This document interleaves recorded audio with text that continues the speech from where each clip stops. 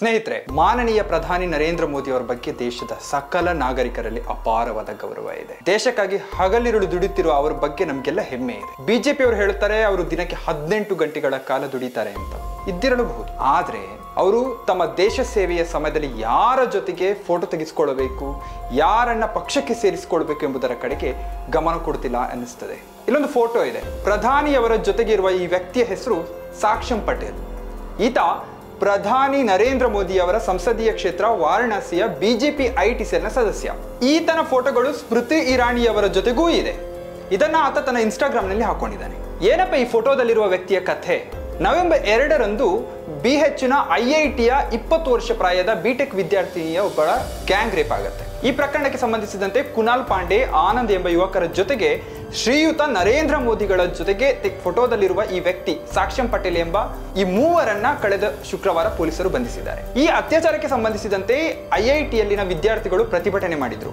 ಆ ಸಂದರ್ಭದಲ್ಲಿ ಕ್ಯಾಂಪಸ್ನ ಇಂಟರ್ನೆಟ್ ಕೂಡ ಬಂದ್ ಮಾಡಲಾಗಿತ್ತು. ಈ ಅತ್ಯಾಚಾರಿಗಳಿಗೂ ನರೇಂದ್ರ ಮೋದಿ, ಸ್ಮೃತಿ ಇರಾನಿ ಹಾಗೂ ಯೋಗಿ ಆದಿತ್ಯನಾಥ್ ಹಾಗೆ ಬಿಜೆಪಿಯ ಅನೇಕ ಶಾಸಕರಿಗೆ ಏನು ಸಂಬಂಧ? ಈ ಮೂವರು ಬಿಜೆಪಿಯ ಸದಸ್ಯರು. ಪಾಂಡೆ ಮತ್ತು ಪಟೇಲ್ ಬಿಜೆಪಿಯ ಐಟಿ ಸೆಲ್ನ ಉನ್ನತ ಸ್ಥಾನದಲ್ಲಿದ್ದವರು.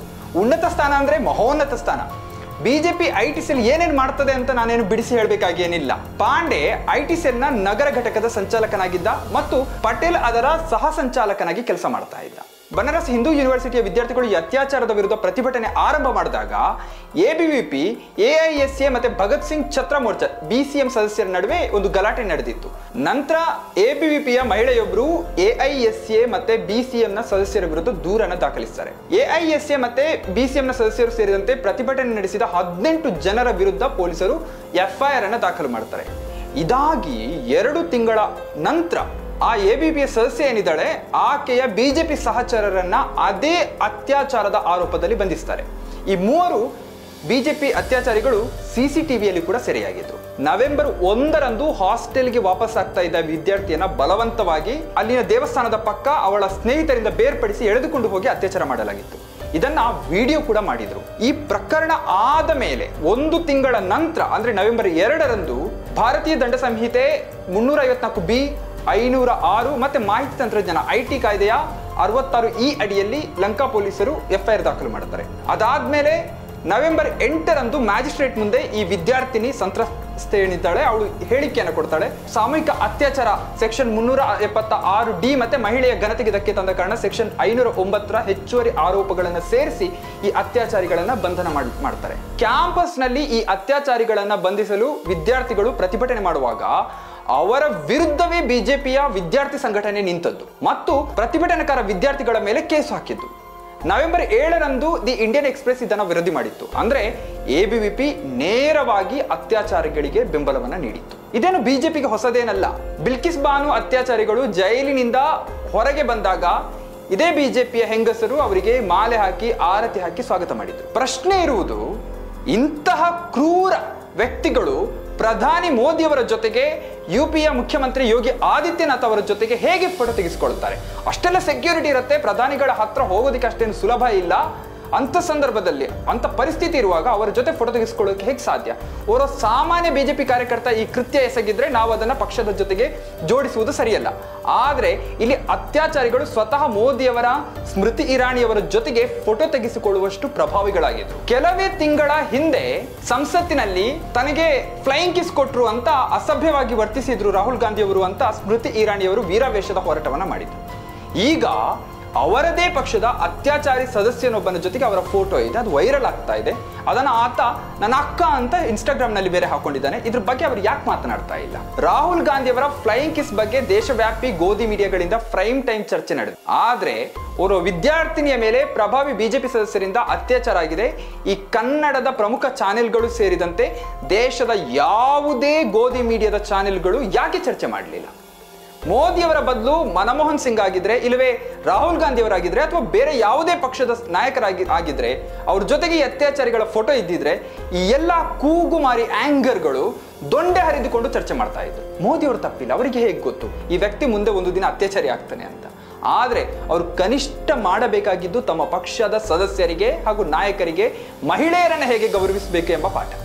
ದೇವರು ಮಂದಿರ ಸುತ್ತುವ ಸಮಯದಲ್ಲಿ ಹೆಣ್ಣು ದೇವತೆಗೆ ಸಮಾನ ಎಂದು ಹಿಂದೂ ಧರ್ಮ ಹೇಳುವ ಪಾಠವನ್ನ ಅವರು ತಮ್ಮ ಪಕ್ಷದ ನಾಯಕರಿಗೆ ಹೇಳಿಕೊಡಬೇಕಾಗಿತ್ತು. ಇಷ್ಟು ಮಾತ್ರ ಅಲ್ಲ, ಗುಜರಾತ್ನಲ್ಲಿ ಅತ್ಯಾಚಾರದ ಆರೋಪದಲ್ಲಿ ಬಂಧನಕ್ಕೆ ಒಳಗಾಗಿರುವ ಕಾಡಿಲಾ ಫಾರ್ಮ್ನ CMD ರಾಜೀವ್ ಮೋದಿ ಜೊತೆಗೆ ಕೂಡ ನರೇಂದ್ರ ಮೋದಿ ಅವರು ಭೇಟಿಯಾಗಿರುವ ಫೋಟೋ ಇದೆ. ಅದು ವೈರಲ್ ಆಗ್ತಾ ಇದೆ. ನಮ್ಮ ದೇಶದಲ್ಲಿ ಸಾಕಾಗ್ಲಿಲ್ವೇನೋ ಎಂಬಂತೆ ಸಿಡ್ನಿಗೆ ಹೋಗಿ, ಆಸ್ಟ್ರೇಲಿಯಾದ ಸಿಡ್ನಿಯಲ್ಲಿ ಬಿಜೆಪಿಯ ಸಂಘಟನೆಯ ಅಧ್ಯಕ್ಷ ಒಬ್ಬ 5 ಮಂದಿ ಕೊರಿಯನ್ ಹುಡುಗಿಯರಿಗೆ ಡ್ರಗ್ಸ್ ಕೊಟ್ಟು ಸರಣಿ ಅತ್ಯಾಚಾರ ಎಸಗಿ ಒಳಗೆ ಹೋಗಿದ್ದಾನೆ. ಅವನ ಜೊತೆಗೆ ಕೂಡ ಮೋದಿ ಅವರ ಫೋಟೋ ಇದೆ. ಉತ್ತರಾಖಂಡದ ಬಿಜೆಪಿ ನಾಯಕ ವಿನೋದ್ ಆರ್ಯನ ಮಗ ಪುಲ್ಕಿತ್ ಆರ್ಯ ಎಂಬಾತ 19 ವರ್ಷ ಪ್ರಾಯದ ಅಂಕಿತಾ ಭಂಡಾರಿ ಎಂಬ ರೆಸಾರ್ಟ್ ರಿಸೆಪ್ಷನಿಸ್ಟ್ ಯುವತಿಯೊಬ್ಬಳ ಮೇಲೆ ಅತ್ಯಾಚಾರ ಎಸಗಿ ಕೊಲೆ ಮಾಡಿದ್ದ. ಸದ್ಯ ಅವನು ಜೈಲುವಾಸದಲ್ಲಿದ್ದಾನೆ. ನಿಮಗೆಲ್ಲ ಗೊತ್ತಿರಬಹುದು, 2017ರಲ್ಲಿ ಉತ್ತರ ಪ್ರದೇಶದ ಉನ್ನಾವೋದಲ್ಲಿ ಒಂದು ಕೇಸ್ ಆಗಿತ್ತು. 17 ವರ್ಷ ಪ್ರಾಯದ ಬಾಲಕಿಯ ಮೇಲೆ ಅತ್ಯಾಚಾರ ಆಗಿತ್ತು. ಇದರಲ್ಲಿ ಬಿಜೆಪಿ ಶಾಸಕನಾಗಿದ್ದ ಕುಲದೀಪ್ ಸಿಂಗ್ ಸೇಂಗಾರ್ ಎಂಬಾತನನ್ನ ಬಂಧನ ಮಾಡ್ತಾರೆ. ಮೊದಲು ಬಿಜೆಪಿ ಆತನನ್ನ ರಕ್ಷಿಸುವುದಕ್ಕೆ ಬೇಕಾದ ಎಲ್ಲಾ ಪ್ರಯತ್ನಗಳನ್ನ ಮಾಡ್ತು, ಸಮರ್ಥನೆಯನ್ನ ಕೂಡ ಮಾಡಿಕೊಂಡ್ರು. ಆಕೆಯ ತಂದೆಯ ಮೇಲೆ ಆ ಶಾಸಕನ ತಮ್ಮ ಅತುಲ್ ಸೇಂಗರ್ ಮಾರಣಾಂತಿಕವಾಗಿ ಹಲ್ಲೆ ನಡೆಸಿದ. ಸುಳ್ಳು ದೂರಿನ ಅಡಿಯಲ್ಲಿ ಬಂಧನ ಮಾಡಿದ್ರು ಅವರನ್ನ. ಕೊನೆಗೆ ಆ ಸಂತ್ರಸ್ತೆಯ ತಂದೆಯು ಅನುಮಾನಾಸ್ಪದವಾಗಿ ಜೈಲಿನಲ್ಲಿಯೇ ಸಾವನ್ನಪ್ಪಿದ. ಸಂತ್ರಸ್ತೆಯ ಇಡೀ ಕುಟುಂಬ ಉನ್ನಾವೋದಿಂದ ಪ್ರಯಾಣ ಮಾಡ್ತಾ ಇದ್ದಾಗ ಆ ಗಾಡಿಯ ಮೇಲೆ ವ್ಯವಸ್ಥಿತವಾಗಿ ಅಪಘಾತವನ್ನ ಮಾಡಿ ಅದರಲ್ಲಿ 2 ಸಾವನ್ನಪ್ಪುತ್ತಾರೆ. ಸಂತ್ರಸ್ತೆ ಕೂಡ ಗಂಭೀರವಾದ ಗಾಯಕ್ಕೆ ಒಳಗಾಗ್ತಾಳೆ. ಹೀಗೆ ಹೇಳ್ತಾ ಹೋದ್ರೆ ಬಿಜೆಪಿಯ ಇಂಥವರೇ ತುಂಬ ಹೋಗಿದ್ದಾರೆ ಅಂತ ಅನಿಸ್ಬಿಡ್ತದೆ. ಹೀಗೆ ಹೇಗೆ ಸಾಧ್ಯ ಇದು? ಪ್ರಧಾನಿ ಈ ಬಗ್ಗೆ ಯಾಕೆ ಏನನ್ನ ಹೇಳೋದಿಲ್ಲ? ಅವರು ಪ್ರೆಸ್ ಕಾನ್ಫರೆನ್ಸ್ ಮಾಡಿ 10 ವರ್ಷ ಆಯ್ತು, ಅದ್ರ ಬಗ್ಗೆ ಯಾಕೆ ಮಾತನಾಡಲಿಲ್ಲ? ಯಾವುದ್ರ ಬಗ್ಗೆನೂ ಮಾತನಾಡ್ತಾ ಇಲ್ಲ. ರಾಹುಲ್ ಗಾಂಧಿ ಅವರ ಹೇಳಿಕೆಯನ್ನ ತಿರುಚಿ ಒಂದು ಟ್ರೋಲ್ ರನ್ ಆಗ್ತಾ ಇತ್ತು, ನೀವು ನೋಡಿರ್ಬೋದು. ಈ ಕಡೆಯಿಂದ ಆಲೂಗಡ್ಡೆ ಹಾಕಿದ್ರೆ ಆ ಕಡೆಯಿಂದ ಚಿನ್ನ ಬರ್ತದೆ. ಇದೊಂದು ತಿರುಚಿದ ಟ್ರೋಲ್. ಅವರ ಹೇಳಿಕೆನ ತಿರುಚಿ ಟ್ರೋಲ್ ಅನ್ನ ಮಾಡಿ. ಬಿಜೆಪಿ ಬಳಿ ಇಂಥ ಒಂದು ದೊಡ್ಡ ಮೆಷಿನ್ ಇದೆ. ಒಂದು ಕಡೆಯಿಂದ ರೇಪಿಸ್ಟ್ ಗಳನ್ನ, ಭ್ರಷ್ಟರನ್ನ ಹಾಕಿದ್ರೆ ಆ ಕಡೆಯಿಂದ ಆ ಮೆಷಿನ್ ಅಲ್ಲಿ ಕಮಲದ ಹೂವನ್ನು ಹಿಡ್ಕೊಂಡು ಸಂಸ್ಕಾರವಂತ ಮುಖವಾಡದ ಜೊತೆಗೆ ಅವರು ಹೊರಗೆ ಬರ್ತಾರೆ. ಬಹುಶಃ ಇದಕ್ಕೋ ಏನೋ ಬಿಜೆಪಿ ಇಂತಹ ಅತ್ಯಾಚಾರಿಗಳನ್ನ, ದೂರ್ತರನ್ನ ತನ್ನ ಪಕ್ಷಕ್ಕೆ ಬನ್ನಿ ಬಂಧುಗಳೇ, ಬನ್ನಿ ಬಾಂಧವರೇ ಎಂದು ಬರಮಾಡಿಕೊಳ್ಳುತ್ತಾ ಇದೆ. ಏನೇ ಆದ್ರೂ ಪ್ರಧಾನಿಗಳು ಬಹಳ ಜವಾಬ್ದಾರಿಯುತ ಹುದ್ದೆಯಲ್ಲಿರುವವರು. ಅವರು ಸೇರಿದ ಹಾಗೆ ಯಾವುದೇ ಬಿಜೆಪಿ ನಾಯಕರು ತಾವು ಯಾರ ಜೊತೆಗೆ ಮುಂದೆ ಫೋಟೋ ತೆಗೆಸಿಕೊಳ್ಳುತ್ತೇವೆ ಎಂಬ ಎಚ್ಚರವನ್ನು ವಹಿಸುವುದು ಒಳಿತು. ಯಾರಿಗ್ ಗೊತ್ತು, ಈ ಬಿಜೆಪಿಯ ಸದಸ್ಯ ನಾಯಕ ಒಂದೊಂದು ದಿನ ಅತ್ಯಾಚಾರಿಯಾಗಬಹುದು ಅಂತ. ದೆಹಲಿ ಗ್ಯಾಂಗ್ ರೇಪ್ ಪ್ರಕರಣ ನಡೆದಾಗ ಇಡೀ ದೇಶ ಅದಕ್ಕೆ ಪ್ರತಿಕ್ರಿಯೆಯನ್ನು ಕೊಟ್ಟಿತು. ಅನೇಕ ಕಡೆ ಪ್ರತಿಭಟನೆಗಳು ನಡೆದು ಅತ್ಯಾಚಾರಿಗಳಿಗೆ ಶಿಕ್ಷೆ ಕೂಡ ಆಯಿತು. ಆದರೆ ಕಳೆದ ವರ್ಷವೇ ಅನೇಕ ಅತ್ಯಾಚಾರಗಳು ನಡೆದಿವೆ, ಮಹಿಳಾ ದೌರ್ಜನ್ಯಗಳು ನಡೆದಿವೆ. ಬಿಜೆಪಿಯ ನಾಯಕರಿಂದಲೇ ಅನೇಕ ಲೈಂಗಿಕ ದೌರ್ಜನ್ಯಗಳ ಪ್ರಕರಣಗಳು ಕೂಡ ನಡೆದಿವೆ. ಮಾಧ್ಯಮಗಳು ಮಾತ್ರ ಅದ್ರ ಬಗ್ಗೆ ಮಾತನಾಡಲೇ ಇಲ್ಲ, ಬಾಯಿಗೆ ಬೀಗ ಹಾಕೊಂಡು ಕೂತಿದ್ದಾವೆ. ಅದು ಎಲ್ಲ ಭಾಷೆಗಳ ಮುಖ್ಯವಾಹಿನಿಯ ಚಾನೆಲ್ಗಳು. ಇಂಥ ಸಂದರ್ಭದಲ್ಲಿ ಇಂಥ ಒಂದು ಸಂದರ್ಭಗಳಿವೆ, ಇಂಥ ಒಂದು ಪರಿಸ್ಥಿತಿ ನಮ್ಮ ಮುಂದೆ ಕಾಣ್ತಾ ಇದೆ ಅನ್ನೋದನ್ನ ಹೇಳಬೇಕಾಗಿರೋದು ನಮ್ಮ ಜವಾಬ್ದಾರಿ, ಪೀಪಲ್ ಮೀಡಿಯಾದಂತ ಸಣ್ಣ ಪುಟ್ಟ ಮಾಧ್ಯಮಗಳ ಜವಾಬ್ದಾರಿ. ಈ ವಿಡಿಯೋ ನಿಮಗೆ ಪರಿಣಾಮಕಾರಿ ಅಂತ ಅನ್ನಿಸಿದ್ರೆ, ಮತ್ತೆ ಸಮಯೋಚಿತ ಅಂತ ಅನ್ನಿಸಿದ್ರೆ ಇದನ್ನ ಲೈಕ್ ಮಾಡಿ, ಹಾಗೆ ನಿಮ್ಮ ಸ್ನೇಹಿತರ ಜೊತೆಗೆ ಹಂಚಿಕೊಳ್ಳಿ. ನಿಮ್ಮ ಅಭಿಪ್ರಾಯವನ್ನ ತಪ್ಪದೆ ಕಮೆಂಟ್ ಬಾಕ್ಸ್ ನಲ್ಲಿ ತಿಳಿಸಿ. ನಿಮ್ಮ ಬೆಂಬಲ ಸದಾ ಹೀಗೆ ಪೀಪಲ್ ಮೀಡಿಯಾದ ಜೊತೆಗೆ ಇರಲಿ ಅಂತ ಆಶಿಸ್ತಾ ನಮಸ್ತೆ.